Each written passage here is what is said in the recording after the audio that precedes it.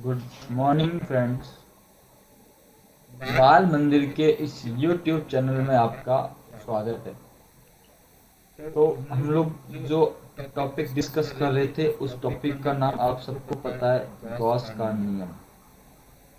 ये हम लोग डिस्कस कर रहे थे और लास्ट लेक्चर में मैंने इस नियम से संबंधित जो भी इम्पोर्टेंट पॉइंट्स है वो मैंने आपको सारे डिस्कस करवा दिए थे। गॉस के नियम से रिलेटेड हम लोगों ने सारी बात कर ली थी कि जब भी हम गॉस के नियम की बात करेंगे तो वहाँ पर क्या होता है, फ्लक्स जो है उसकी हम लोग बात की थी। हम लोगों ने बताया था flux is equals to Q I upon epsilon not. जैसा हम लोगों ने लास्ट लेक्चर में डिस्कस किया था। क्या डिस्कस किया था कि किसी भी बंद सतह से बंद सतह की बात कर रहा हूँ, इस बंद सतह से संबंधित जो भी फ्लक्स है that is equals to Q I upon epsilon not. ये हम लोगों ने डिस्कस किया था। Phi is equals to Q I upon epsilon not, ये मैंने आपको बताया था। देखो यहाँ पर समझो, जब मैं बंद सतह की बात कर रहा हूँ, जब मैं बंद सतह की बात कर रहा हूँ तो यहाँ पर आपको ध्यान रखना है कि फाई किसी भी क्लोज सतह के लिए क्या होगा, sigma Q I upon epsilon not. और फाई का फॉर्मूला क्या होता है, close integral E dot DS. ये जो मैंने समाकलन के बीच में ये सर्किल का चिन्ह बनाया है, इसको बोलते हैं क्लोज इंटीग्रल। क्या बोलते हैं इसको, क्लोज इंटीग्रल। मतलब बंद सतह का, बंद पृष्ठ का समाकलन। ये हम लोगों ने बात की थी लास्ट लेक्चर के अंदर। अभी हम लोग बात करेंगे गॉस के नियम के अनुप्रयोग। ये तो हम लोगों ने डिस्कस कर लिया, क्या हो क्यू आई क्या होता है, एप्सिलॉन नॉट क्या होता है, ये सब हमको पता है। अब हम लोग बात करने वाले हैं गॉस के नियम के अनुप्रयोग। देखो हम जो बात करने वाले हैं, क्या बात करने वाले हैं, हमारा टॉपिक है गॉस के नियम की। एक सेकंड, इसको थोड़ा सा मैं सही करता हूँ। एक सेकंड, रबड़ लेके इसको इरेज कर लेता हूँ।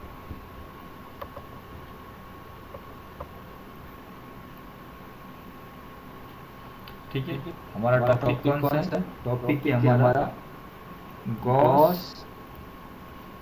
के नियम के अनुप्रयोग। अब जब भी गॉस के नियम के अनुप्रयोग करो, इसको 4 स्टेप में कंप्लीट करना है। आपको 4 स्टेप ध्यान रखने हैं। गॉस के नियम के अनुप्रयोग के 4 स्टेप आपको ध्यान रखने हैं, आपके दिमाग में होने चाहिए। सबसे पहले हम बात करते हैं स्टेप फर्स्ट। हमें क्या चाहिए, गॉसीय पृष्ठ की परिकल्पना करनी है। क्योंकि जब भी हम बात करेंगे गॉस के नियम की तो हमको एक बंद पृष्ठ चाहिए। उस बंद पृष्ठ की हमको क्या करनी पड़ेगी, परिकल्पना। गॉसीय पृष्ठ कैसा होता है, बंद पृष्ठ होता है। तो सबसे पहला पॉइंट है, क्या करना पड़ेगा, बंद पृष्ठ की परिकल्पना। हमको एक बंद पृष्ठ क्या करना पड़ेगा, लेना पड़ेगा। ये हमारा पहला स्टेप, बंद पृष्ठ की परिकल्पना। नेक्स्ट सेकंड स्टेप में क्या करेंगे हम लोग, देखो इधर स्टेप सेकंड स्टेप में क्या करोगे, उस बंद पृष्ठ का जो समाकलन है, ये close integral E dot DS किसके लिए कैलकुलेट करोगे, गॉसीय पृष्ठ के लिए।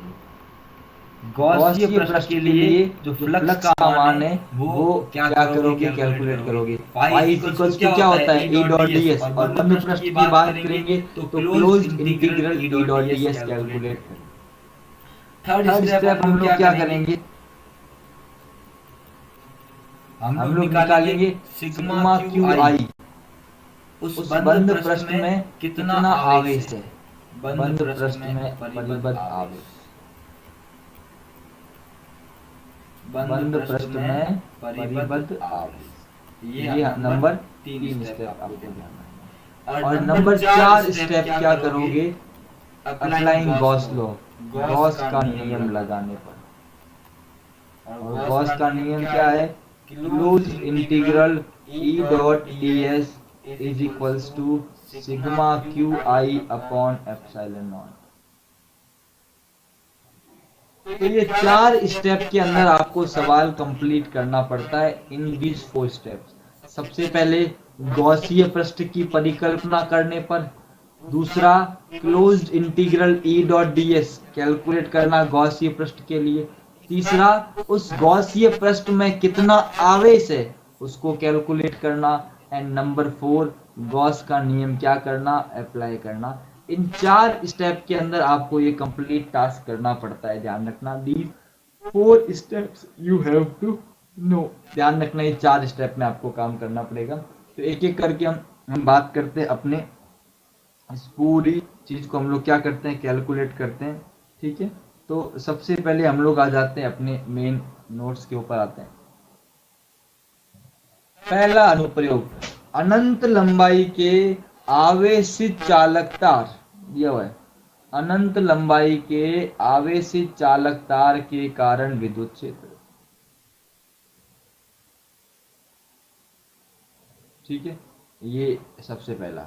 तो सबसे पहले हम बात करेंगे किसी अनंत लंबाई के एक समान रेखिक घनत्व लैम्डा, यहाँ दिया हुआ है रेखीय आवेश घनत्व लैम्डा, यहाँ एक शब्द दिया हुआ है।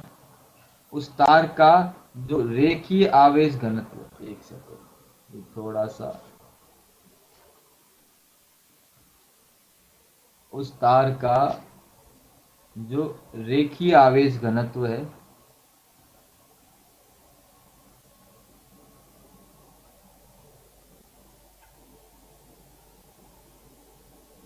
वो कितना है? लैम्डा। ठीक है, इस तार के कारण किसी बिंदु P पर विद्युत क्षेत्र की तीव्रता क्या करनी? ज्ञात करनी। हम लोगों को यहाँ पर दिख रहा है, ये हमारा एक चालक तार है, ये जो दिख रहा है ना, ये मैंने जिस पे लाल लाइन की है, ये चालक तार है। इस चालक तार पे आवेश है धनावेश, इसका रेखीय आवेश घनत्व। रेखीय आवेश घनत्व क्या होता है? चालक तार की एकांक लंबाई पर आवेश की मात्रा। इसको हम लोग क्या कहते हैं? रेखीय आवेश घनत्व कहते हैं। किसी चालक तार की एकांक लंबाई पर जो आवेश है उसी को हम लोग क्या कहते हैं? रेखीय आवेश घनत्व। कितना है? लैम्डा है। इस चालक तार के किसी बिंदु P पर, देखो ये इससे लंब दूरी कितनी है? r। इस पर एक बिंदु P है, इस बिंदु P पर एक विद्युत क्षेत्र क्या करना है? ज्ञात करना है। ये अपना है। देखो मैं यहाँ पर डायग्राम बनाता हूं। देखो पहले एप्लीकेशन का डायग्राम मैं आपको यहाँ बना के बताता हूँ। देखो हमारे पास एक अनंत लंबाई का एक चालक तार है, बहुत बड़ा सा चालक तार है, सीधा चार। अब ये बहुत बड़ा चालक तार है, ध्यान रखना। यहाँ पर डॉट कर रहा हूं क्योंकि इसकी लंबाई कितनी है? अनंत। कितनी है? अनंत है। इस पर हम लोगों ने क्या किया? धनावेश इसको मैंने क्या कर दिया? दे दिया, प्लस दिया हुआ है। इस चालक तार को हमने क्या दिया? प्लस।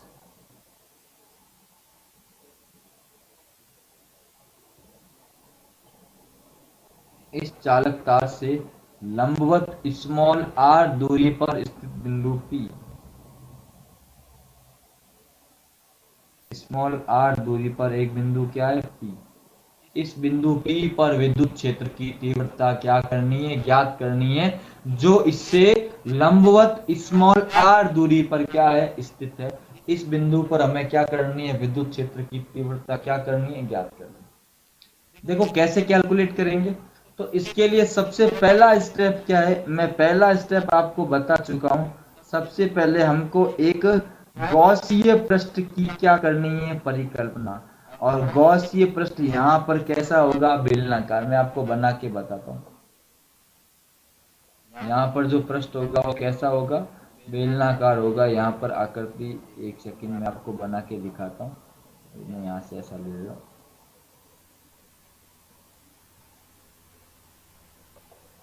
ठीक है, मैं आपको एकदम बेलनाकार आकृति बना के बता देता हूँ।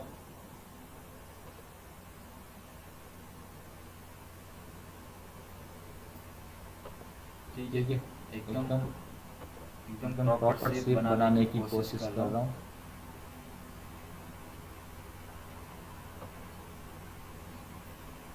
इसको डिलीट कर देता हूँ, एक सेकंड।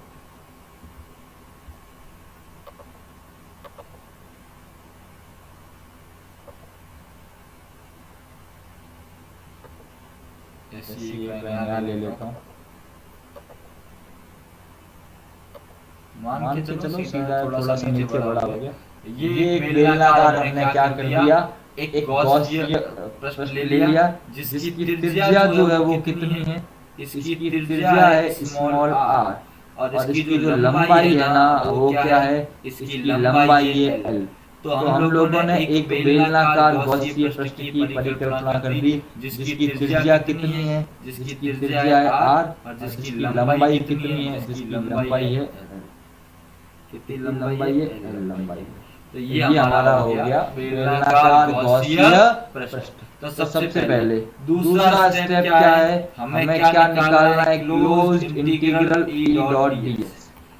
अब आपको ये तो पता है ये चालक तार है, ये चालक तार देखो यहाँ पर मैं आपको बता रहा हूँ फोटो में, ये चालक तार है, ये इसके हर बिंदु पर बाहर की ओर होगा, ये बिंदु है बाहर की ओर विद्युत क्षेत्र बनेगा, ये बिंदु है। जैसे आप देखो क्या यहाँ पर मेरे को यहाँ पर देखो किस तरह से देखो मैं यहाँ बनाता हूँ, जैसे ये चालक तार है। इस बिंदु की बात करें चारों तरफ क्या होगा, विद्युत क्षेत्र होगा। इस बिंदु की बात करें चारों तरफ क्या होगा, विद्युत क्षेत्र। तो इस तरह से बाहर की ओर इस बेलनाकार जो बीच में जो चालक तार है उस चालक तार के बाहर की ओर ऐसे एक तरह से वृत्ताकार रूप में क्या बनेगा, एक चुंबकीय क्या विद्युत क्षेत्र बनेगा बाहर की ओर। हमेशा ध्यान रखना हमें क्या निकालना है, फ्लक्स निकालना है। फ्लक्स में हमारे पास देखो closed integral E dot ds। अब इसमें देखो मैं आपको नोट्स में कुछ चीज बताता हूँ।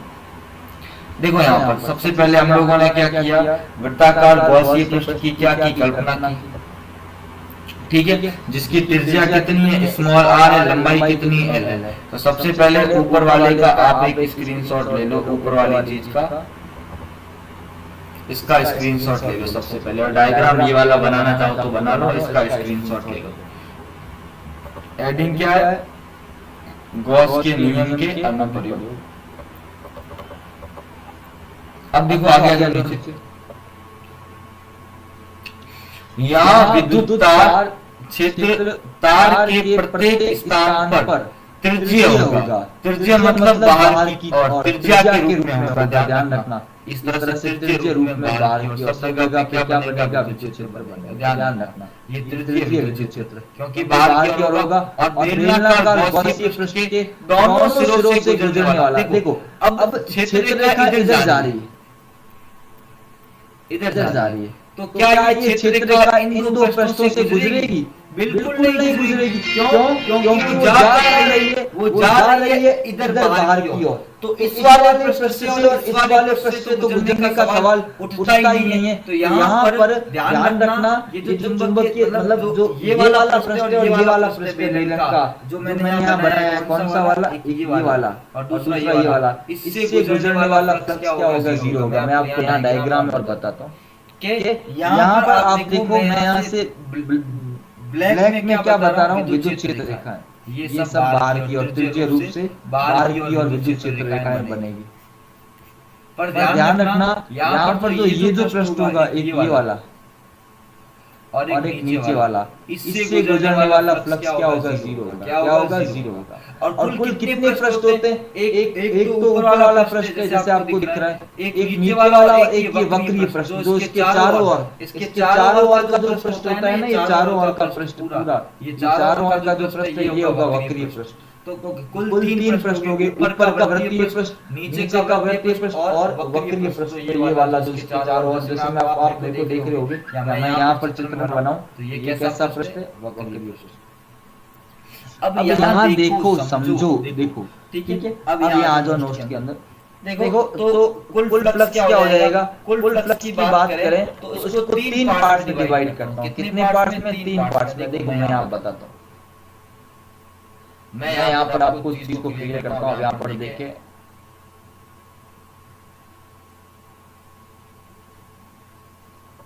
सबसे पहले मैं इसको इरेज कर देता हूँ।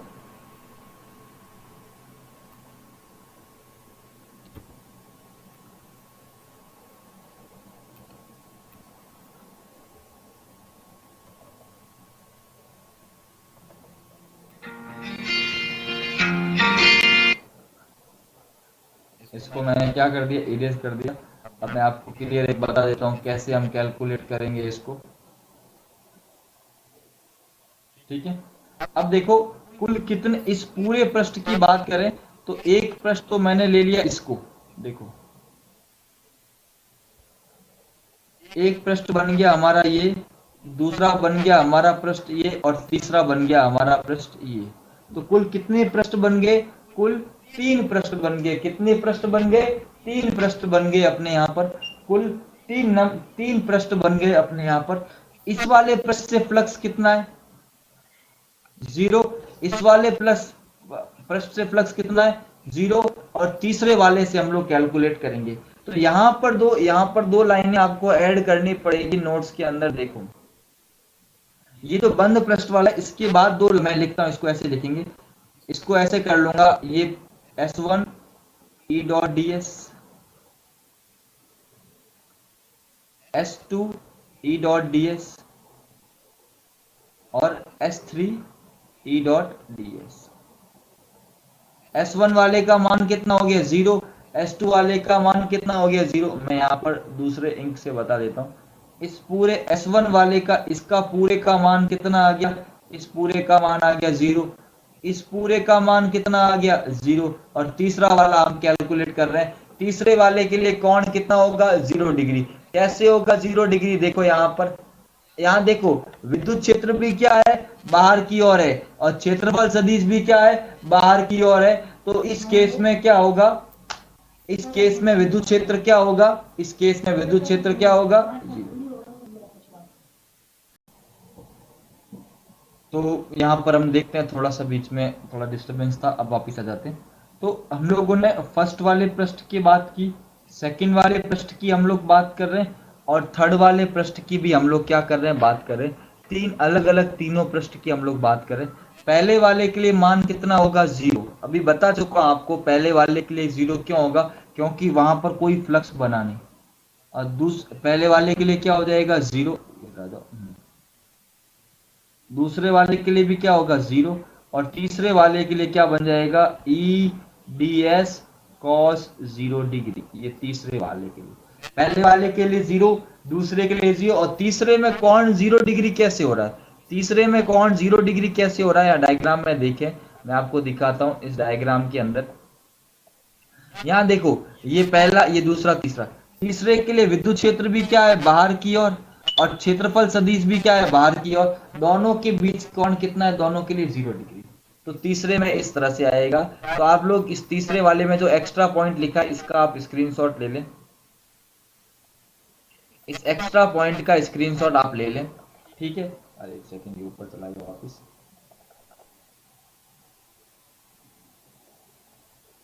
एक्स्ट्रा पॉइंट का आप स्क्रीनशॉट ले लें इसका। अब वापस यहाँ आ जाओ, पुराने वाले वापस मेन जगह साइड में आ जाते हैं जहाँ पे हमका। तो ई डी एस कॉस 0, इसका ऊपर वाले का डायग्राम का आप स्क्रीनशॉट ले चुके हो। इस लैंग्वेज का नहीं लिया तो एक बार ले लो, डायग्राम का भी एक बार ले लो चित्र। ठीक है, स्क्रीनशॉट ले लो अच्छे से, जल्दी जल्दी स्क्रीनशॉट लें आप सब लोग।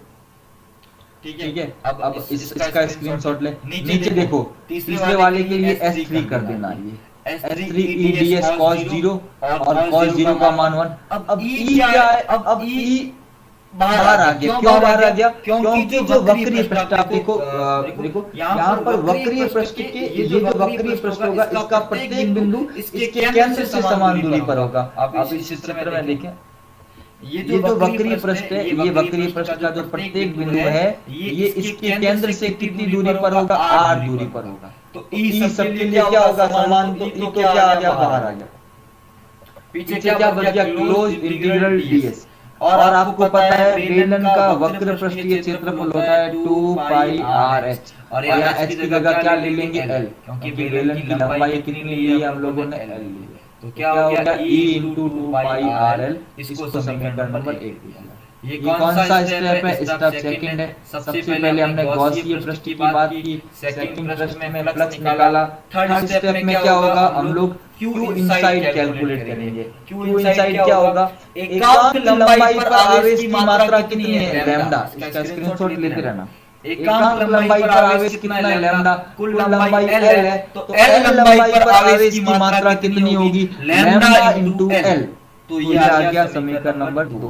1 और 2 से चौथे स्टेप में क्या किया? गॉस का नियम लगाया। Phi is equals to Q upon epsilon not, और फाई की जगह आ गया E into 2 pi R L, और क्यू की जगह आ गया लैम्डा इनटू एल। एल से L cancel, E is equals to lambda upon 2 pi epsilon not R N cap. N cap क्या होगा? इसकी त्रिज्या की अनुदिश होगा, ध्यान रखना। अब अगर देखो खाली परिमाण लिखना है, क्या लिखना है? खाली परिमाण लिखना है, तो मैं कैसे लिखूंगा? देखो समझो, यहाँ देखो E is equals to lambda upon 2 pi epsilon not into R. ऊपर नीचे 2 से किया मल्टीप्लाई, तो क्या बन गया? 4 पाई एप्सिलॉन नॉट आर, ऊपर आ गया 2। 1 अपॉन 4 पाई एप्सिलॉन नॉट क्या होता है? के। तो क्या आ गया? 2 के लैम्डा अपॉन आर। ध्यान रखना, तो इसका एक सूत्र और है 2 के लैम्डा अपॉन आर, इसका एक सूत्र है, ध्यान रखना। तो इसका आप स्क्रीनशॉट साइड में लेते रहिए, ध्यान रखना। स्क्रीनशॉट साथ साथ साथ में लेते रहिए, मैं कभी भूल जाऊं बोलना, तो स्क्रीनशॉट साथ में लेते रहिए। अब देखो आगे आ जाओ। एन कैप क्या होगा? एन कैप दिशा के बारे में है। किसके बारे में? दिशा के बारे में। अगर लैम्डा धनात्मक होगा तो विद्युत क्षेत्र तार के लंबवत बाहर की ओर होगा, और लैम्डा ऋणात्मक होगा, धनात्मक है तो बाहर की ओर, ऋणात्मक है तो क्या होगा? लंबवत अंदर की ओर। लैम्डा धनात्मक है तो विद्युत क्षेत्र लंबवत बाहर की ओर, और लैम्डा ऋणात्मक है तो क्या होगा? अंदर की ओर। और ई आर के क्या होता है? व्युत्क्रमानुपाती। तो ये एक बहुत इंपॉर्टेंट डेरिवेशन था जो मैंने पूरा कंप्लीट करवा दिया। अच्छे से एक एक चीज का स्क्रीनशॉट आप लेके रखें, एक एक चीज का स्क्रीनशॉट आप ले लें, ठीक है। अब देखो अगर यहाँ पे क्वेश्चन है क्या नहीं,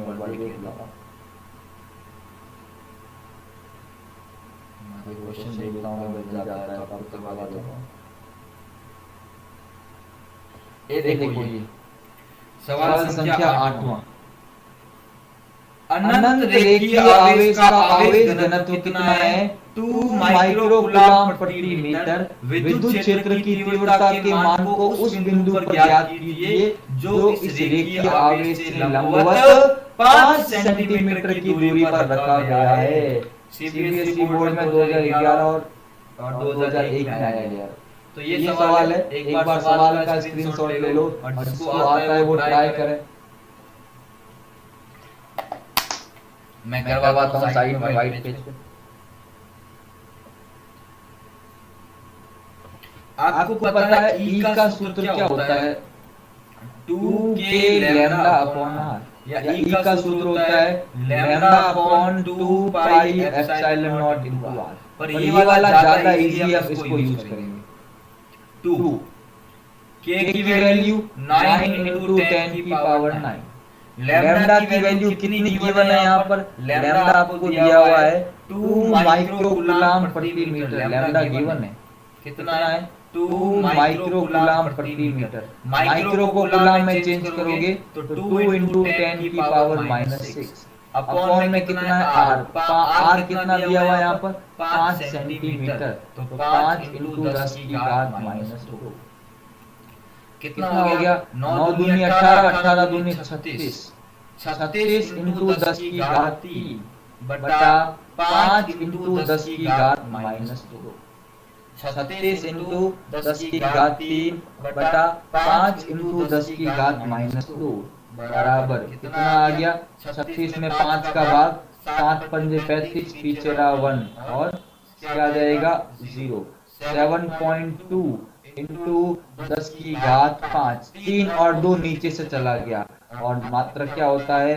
न्यूटन पर कूलम। तो आंसर क्या आ गया?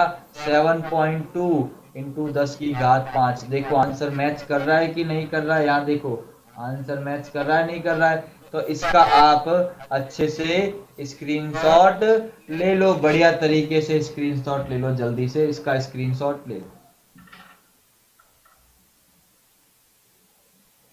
ठीक है, तो आज के लिए हम इतना ही रखते हैं क्लास में। कल लास्ट लेक्चर रहेगा इस चैप्टर का, जहां पर मैं एप्लीकेशंस को एक बार कंप्लीट कर दूंगा। इसको चैप्टर को आई थिंक लास्ट लेक्चर में मैं पूरा कर दूंगा। ठीक है, अगले लेक्चर में इसके बाद हम लोग चैप्टर सेकंड स्टार्ट करेंगे इलेक्ट्रोस्टैटिक्स का। काफी बड़ा चैप्टर हो गया, 22वां लेक्चर है ये। इसके बाद 1 या 2 लेक्चर और लगेंगे, तो ऑलमोस्ट 24 लेक्चर, बहुत बड़ा, 48 दिन की बात हो गई। हम लोग बहुत आराम से, मैंने आपको एक एक चीज बताई है, अच्छे से हर एक चीज को आप क्या करना, स्क्रीनशॉट लेके अच्छे से नोट्स बना के काम करें, ताकि आपका चैप्टर फर्स्ट एकदम कंप्लीट हो जाए। ठीक है, तो आज के लिए इतना रखते हैं, कल फिर और बात करेंगे। तब तक के लिए थैंक यू सो मच बच्चों। वीडियो को लाइक करें, शेयर करें, चैनल को सब्सक्राइब करें।